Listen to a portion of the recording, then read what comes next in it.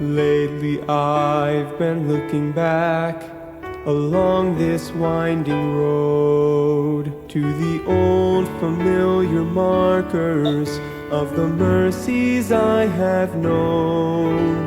I know it may sound simple, but it's more than a cliche. There's no better way to tell you than to say God's been good in my life.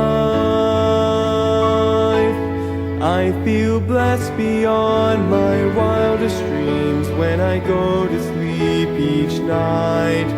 Though I've had my share of hard times, I wouldn't change them if I could, 'cause through it all, God's been good.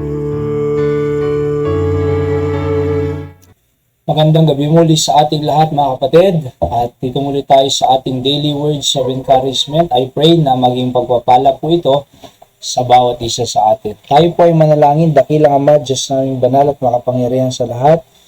At muli salamat sa pagkakataon na pwede kayong mag-aaral na inyong salita. At sino man pong nakikinig ngayon, pagpalain niyo po sila at naway makapulot po kami muli ng mga prinsipyo ninyo, words of encouragement, upang sa ganun ang aming buhay ay maging excited, Panginoon, sa pagbibigay kapurihan sa inyong pangalan at maging blessing po ito sa aming pamilya. Patawad, Ama, sa lahat ng kasalanan. In Jesus' name I pray. Amen. Dito na po tayo sa Romans 8:31 muna hanggang 39. Sabi po ng Biblia, "What shall I say then to these things? If God be with us, who can be against us? He that spared not his own son, but delivered him up for us all, how shall he not with him also freely give us all things?" Yan po ang pamagat natin. Ano po? "Who shall lay anything to the charge of God's elect? It is God that justifieth. Who is he that condemneth? It is Christ that died, yea rather, that is risen again, who is even at the right hand of God, who also maketh intercession for us. Who shall separate us from the love of Christ? Shall tribulation, or distress, or persecution, or famine, or nakedness, or peril, or sword? As it is written, for thy sake we are killed all day long.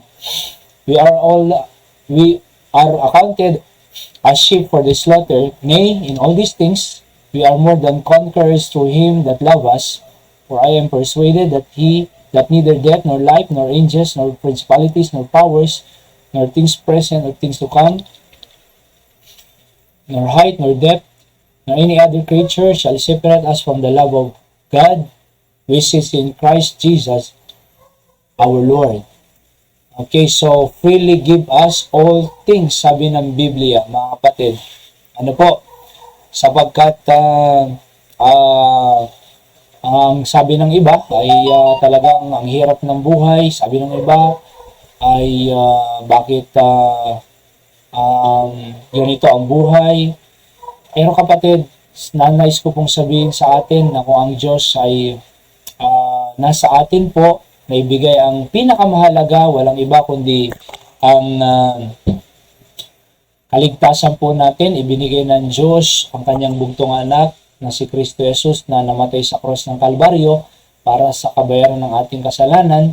Kung naibigay po ng Diyos siyang kapatid, hindi niya ba kayang ibigay yung hinihingi mong pagkain, pangangailangan, at kadamit, di ba? Or mga grocery or ano pa man yan, hindi ba kayang ibigay ng Diyos yan? Kayang ibigay po ng Diyos yan. Bakit?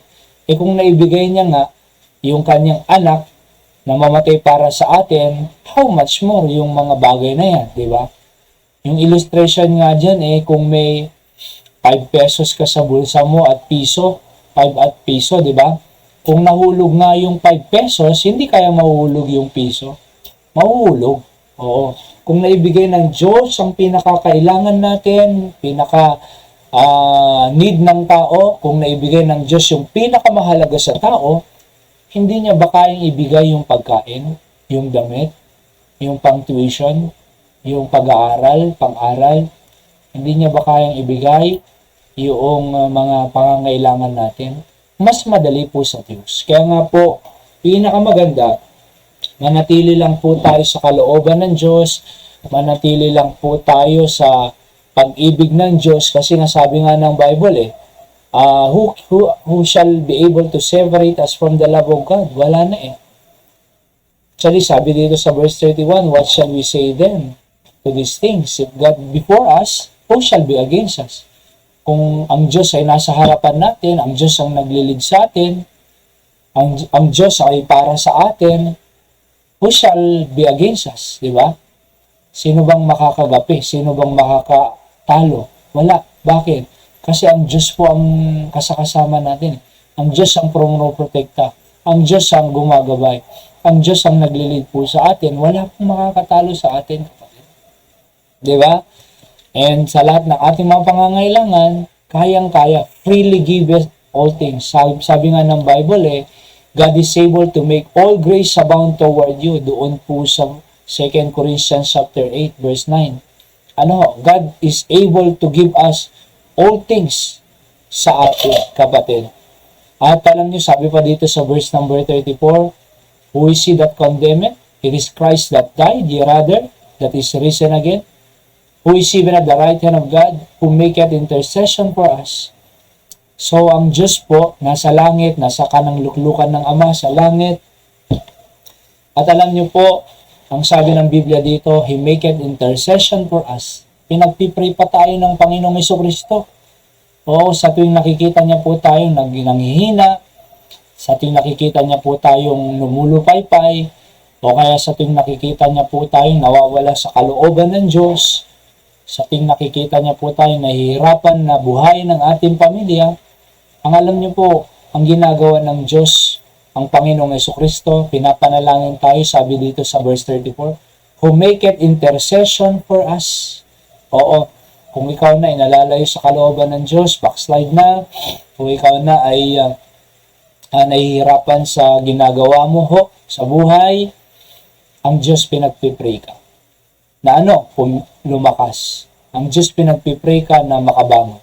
Ang Diyos pinagpipray ka upang ikaw ay magampanan natin ang ating responsibility sa ating church at sa ating pong pamilya. Diba?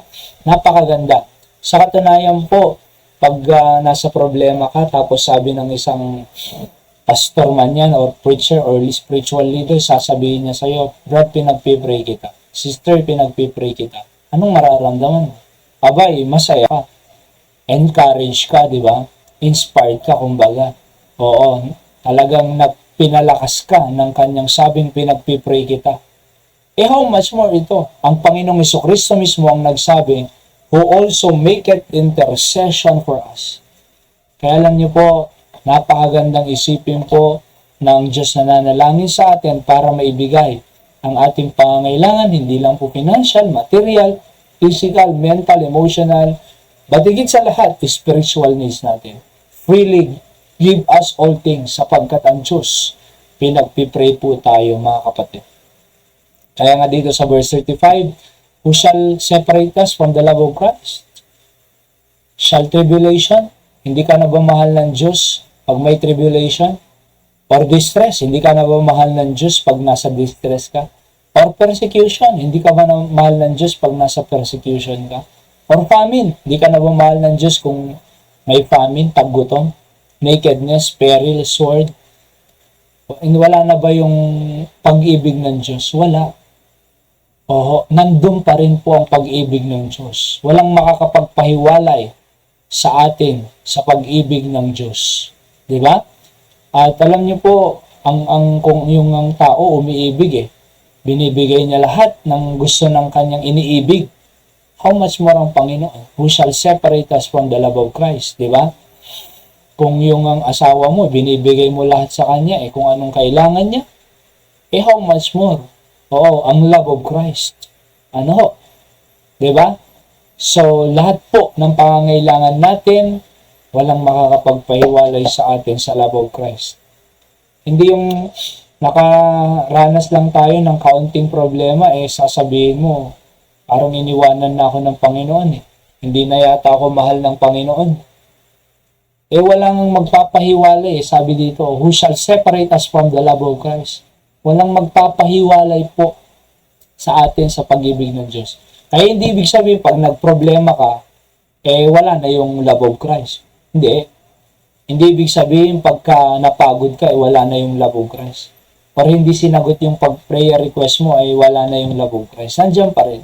Hindi mawawala ang love of Christ sa atin. Walang makakapagpahiwalay, mga kapatid. Salamat sa Panginoon, di ba? Sabi nga dito sa 27, nay, in all these things we are more than conquerors through Him that love us. So, pagmahal mo ang Panginoong Jesucristo, you are more than conquerors. Ano? Sapagkat ang nagmamahal sa Diyos ay lahat na o-overcome. Oo. Kahit yung galit na o-overcome ng love. Di ba? Kahit yung katamaran na overcome niya yung love. Kahit yung puot na overcome ng love. Di ba? Kahit yung poverty na overcome ng love. Kasi pag love mo ang pamilya mo, magtatrabaho ka. Di ba? So we are more than conquerors. Oho. Pag mahal mo ang Diyos, hindi ka mawawala sa church. Pag mahal mo ng Diyos, hindi ka mawawala sa ministry. Pag mahal mo ang Diyos, mas pag-iigihin mo pa ang ginagawa mo sa Panginoon. Alright? Opo. Kaya salamat sa Panginoon. We love Him because He first loved us. Alright, tayo po manalangin. Dakilang Diyos, salamat sa salita niya na aming na pag-aralan ngayong gabi. I pray na ito po ay nagdulot ng encouragement sa bawat isa bago matulog ang bawat isa. Pagpalain niyo po, Panginoon, ang mga nakikinig, whether it be live or replay, saan man sila naroroon. Ingatan niyo rin po ang kanilang pamilya sa bagyong ito, Panginoon. Naway walang mga namatayan or nasalanta or anuman ang maring idulot ng kalamidad na ito. Naway safe lahat po ang inyong mga anak. Pagpalain niyo po sila, lahat ng nakikinig at sampu ng kanilang pamilya, Panginoon. Salamat, manatili nawa ang mga salita niyo ito sa aming buhay. In Jesus' name I pray. Amen. So magandang gabi po sa bawat isa sa atin, Kuya Hans, diyan sa Bulacan, Nanay Rita dito sa Candon, at sa lahat pa po ng nakikinig, pagpalain po tayo ng ating Panginoon. See you po on our next episode. God bless you all.